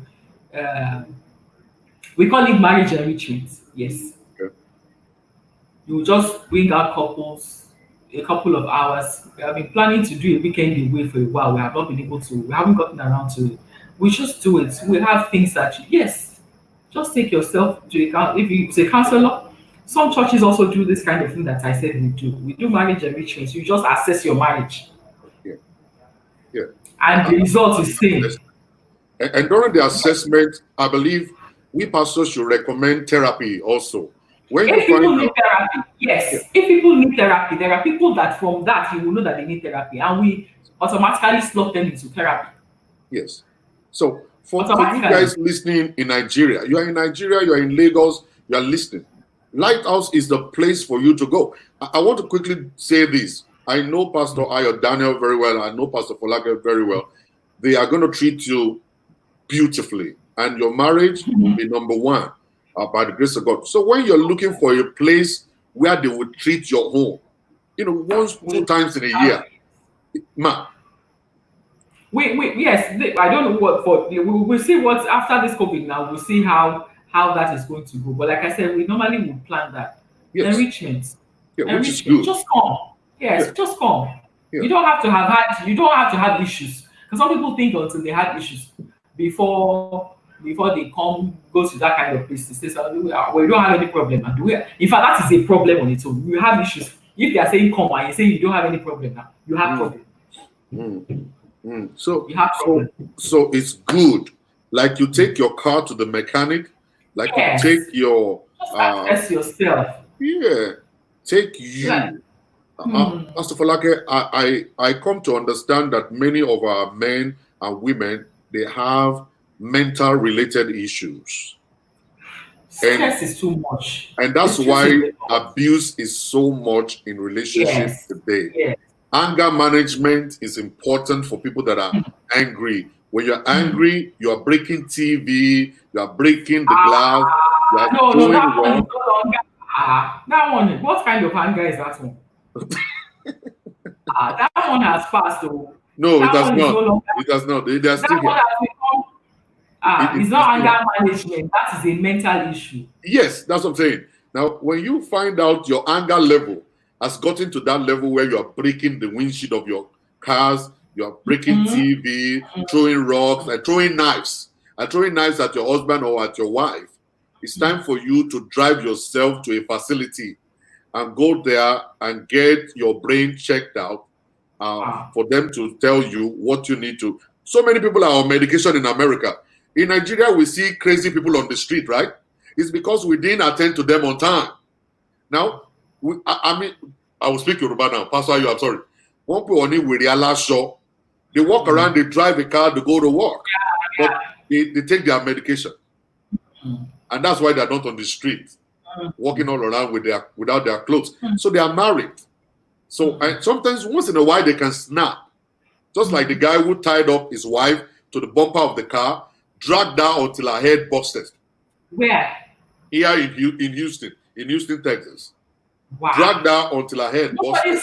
Nobody saw him when he was. What are they going to do? This is the world we are right now, that when people see dangerous things going on that will consume the life of people, they bring out their cell phone to record it. Instead of intervening, people don't intervene. They record. Wow. Huh? Nobody could stop that from happening. Nobody's going to stop them. They're going to record it and start posting it on social media. They will say it's happening right now, and they do a live video until that person will die. Nobody intervenes and stuff anymore. All right, so it's a mental issue. A lot of people in Africa, in America, are going through the same things, but we always recommend deliverance, and deliverance, and then we do like this. And then somebody will fall down, boom. I'm expecting that when they come back up and stand back, when they stand up, I'm expecting them to be sane. But that's not the case. We need to understand there's difference between a pastor, a doctor, a counselor, a psychiatric, and a therapist. Every one of them are created by God, is division of labor. And that was why when the missionaries came to Africa, they came with a church, a school, and a hospital. Not trying to make us to see that if you need spiritual whatever, you go to church. If you need education, you go to school. If you need healing, you go to the hospital. So the church is praying for whatever the doctor will do for you to work on you. All right? But in Africa or in Nigerian setting, even here in America, we believe the moment you are actually having headache is one power or the principality that is affecting you. Let us go for deliverance. It's like every spirit of headache, I command you, move right now. There is healing in the church, but there's healing in the church. Yes, ma'am. It's not. Yes, ma'am. There is healing in the church. We have to be wise how we handle all these things.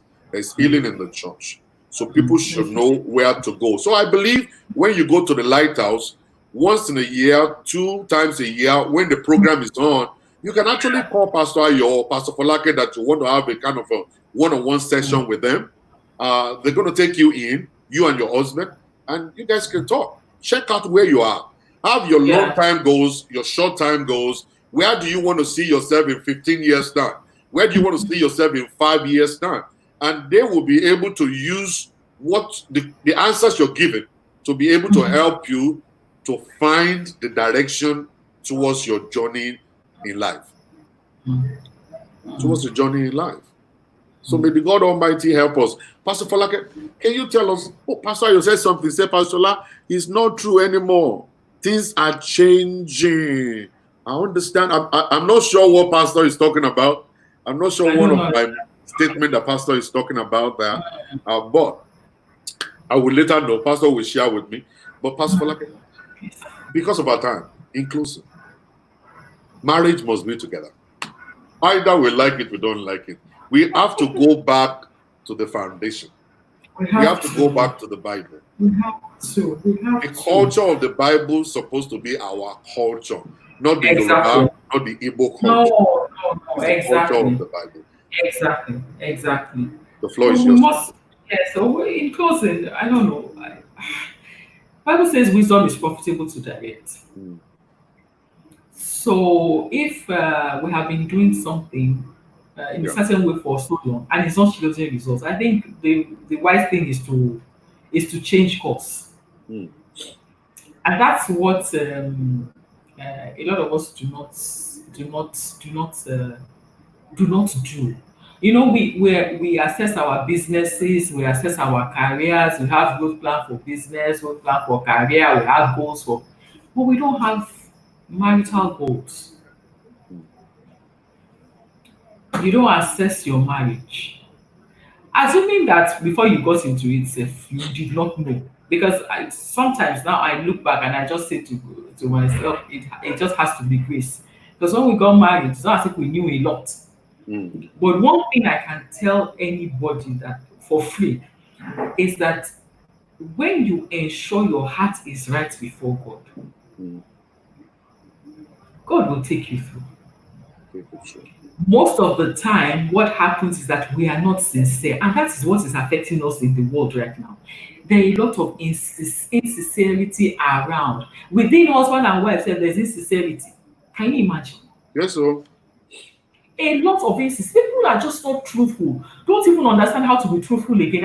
Sometimes it beats me. Mm. I'm wondering, I say something, I say, when you are in a marriage, the two of you are supposed to be going in the same direction. You're supposed to be going to the same place. So, your wife or your husband is not your enemy. No. Why do we treat ourselves as if we are enemies? Why? Mm. I don't understand that. Why do we treat ourselves as if we're enemies? As if we're in a war. Have you seen some husbands and some wives? Are you in a war? You are not. You are supposed to be heading in the same direction. So please, if you are in a marriage and it does not seem like you're heading in, I think it is time for you to sit down and yeah, and how do I want to say this now? This English is running away from me. Say the Yoruba and I will interpret. It's time for you to assess, Says. to examine. Mm. Examine. Marriage is, like my husband will say, marriage is supposed to be enjoyed, not endured. Mm. It's not an endurance journey now. Why?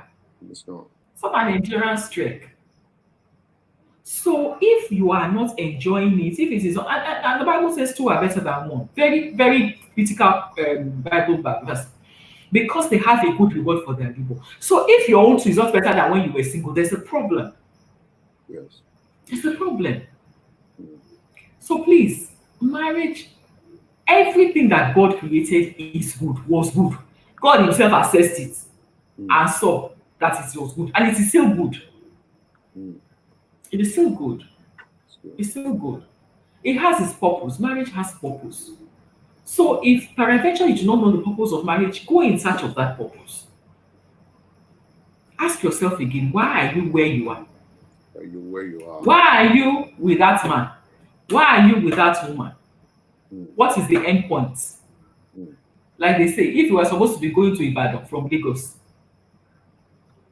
yes, one of my people, deception is a major killer of marriages. I hear you, brother Goke. So if you are supposed to be going to Ibadan from Lagos, it's a journey of, okay, with all the road construction and everything, maybe 2 hours. But if you are 5 hours and you are not near Ibadan, and it's not as if there is lockdown, Mm. should you not ask yourself, it doesn't seem like I'm going, it doesn't seem. But the major challenge is that a lot of people do not even have where they're going. Mm. No direction. No direction at all. No direction at all. So when you don't have a direction, how do you know? So please, let's I think there's a need for serious reassessment of our relationships. Mm. A serious reassessment. A serious reassessment. And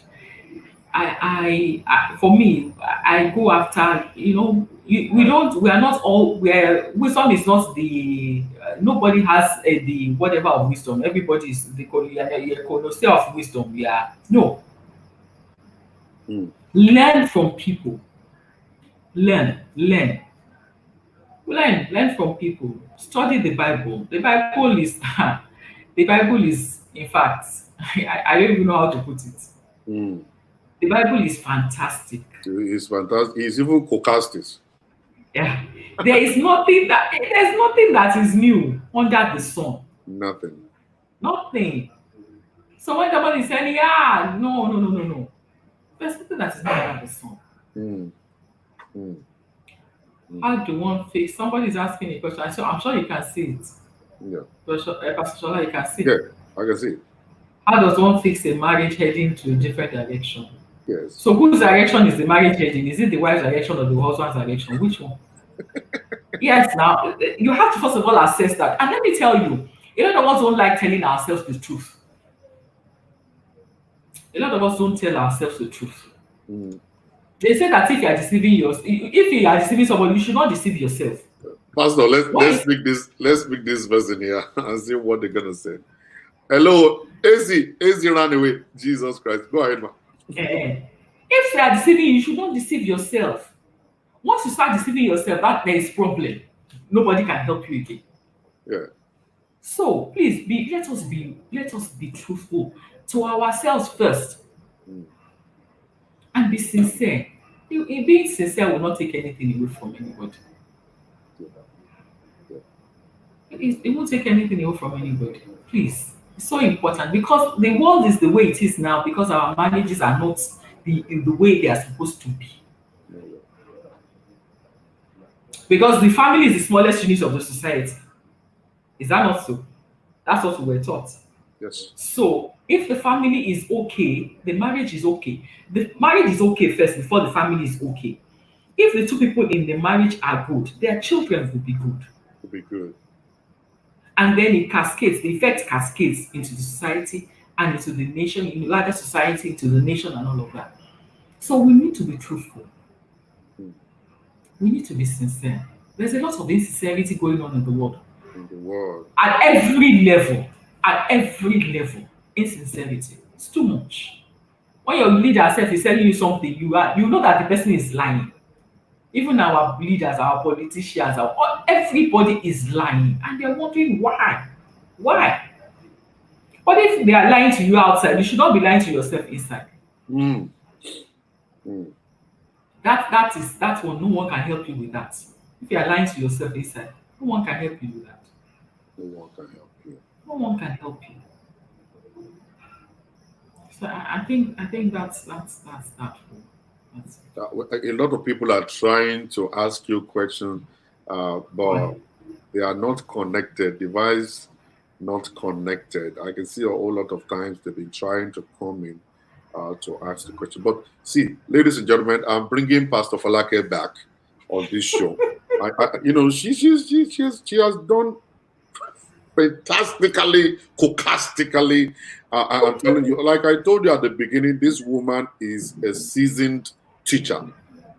She is the pot of anointing, of grace. Amen. Pastor Folake, how can we find you? How can we locate you? I'm living in Lagos. I'm in Lagos right now, living in Ikeja, and I want to get you. How can I locate you? Okay, I am at church. Once you get to church, you'll be able to reach me. And church, like I said earlier, is Lighthouse Christian Outreach Center. We're at First Bank Bus Stop. Kudirat Abiola Ikeja. It's beside the new Lateran Assembly building. You cannot miss it. You can't miss that building. It's just right beside it. But because of COVID-19, church is not fully open now. Of course, we all know what is happening. COVID-20. COVID-20 in our own case. Pastor Shola says it's COVID-20 that we have. It's fine. Whatever. COVID whichever way. Okay, so because of that, church is not fully open. We just open from time to time. But there are people here. Once you find your way here, because I have contact numbers, church contact numbers, but I don't have them here with my can't display there. I'll probably send it to Pastor Shola later. Yes, I'm going to post it on my page. Yes, and you post it on your page and we'll take it from. Well, once you get to church, you definitely will get access to.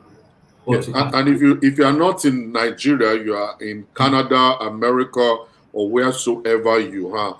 If you want to talk to her, we're going to provide you with a number that Okay. you're going to be able to use. All you want to do is just check on my page constantly. Okay. There's Yeah. going to be a poster there that you'll be able to talk directly with Pastor Folake if you have any problem maritally or whatsoever. Even if you have problem with your career also.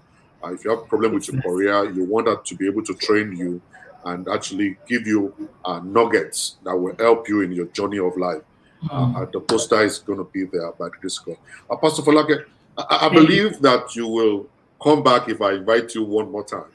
I shall try. I will come back. That's I will. it. So I think we have one email address here for Pastor Folake. It's Yes. folakedaniels@gmail.com. Achievable. So you guys Yeah. can write that down right now. You can email her right now if you have any question for her by the grace of God. And you need to go and check out Pastor Ayo too. Pastor Ayo is coming on my show again. He said something on the show. He said she's more better than me anytime. All right, so until you hear Pastor Ayo, Until you know people now. believe that you are calm. They think you are calm. I said, I'm very Pastor calm. Folake is not calm. Oh. My pastor is I'm calm. calm. No, you're not. Yes, yeah, Pastor you're Pastor Ayo yes, is a it's very calm true. person. It's very true. All right. I think we have somebody here. Let's see if this person is coming. Hello, BC Shitu. Yes, we can see. It has come now. BC Shitu has run away. All right. Thank you very much, Pastor Welcome Folake, to for the coming on the Okay. show. Thank you so much for having me. It's Really been appreciate a you. wonderful And we time. definitely bring you back again. Thank you so much. Thank you God so bless you. much. Have a wonderful and beautiful afternoon. Thank you. Enjoy the rest of your day. God bless you. Ladies and gentlemen, thank you very much for connecting on my show today. We really thank God for your life. And I believe you have gotten one point or the other down, and you're greatly blessed already. May the God Almighty continue to be with every one of us in the name of Jesus. I'm going to be right back with you around 4 o'clock this afternoon as we're going to be digging into marital issues again. But until then, I want you to continue to keep it gospel. Be a lover of Jesus. Be a Christian for real. Don't be a pretender. And the Lord God Almighty be with you and bless you in Jesus' name. For your information, if you have anybody in Nigeria that are having problem eating, putting food on the table for their children, something is about to happen on my network. We're about to give support to almost about 100 more people by the grace of God. See, watch out. Don't disconnect. And God bless you. Bye.